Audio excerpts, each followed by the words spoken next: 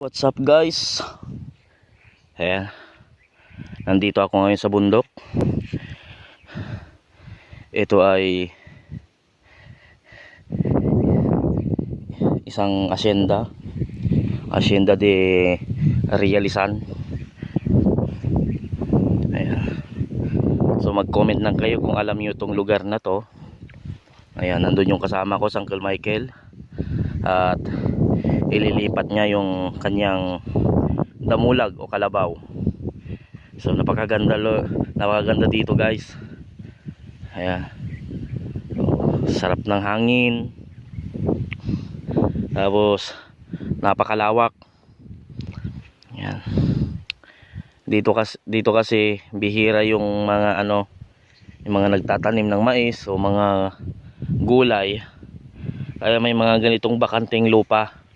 Actually, kung makikita nyo yung gilid na yon, yan yung mga mapuno na yan. Bakod yan guys.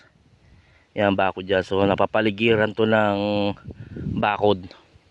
Yan yung parte na yan, nyugan yan. Dito mga manggahan naman.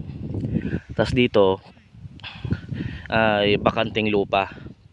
Ayan, siguro pag sa sa Cagayan, malalaman mo na lang maisan na to.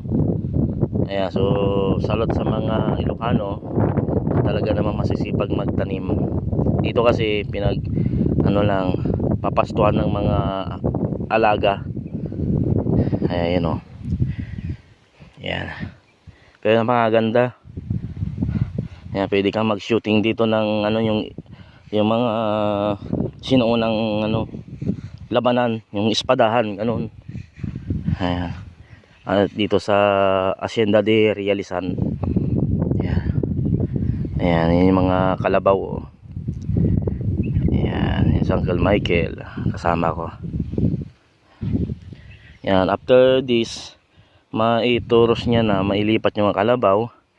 Naghahalat-halat lang kami na lumamig ang panahon at ma-spray naman kami sa ang tayangaw kasi nagbubuswak na agdawan dagiti pagay mi dito yan.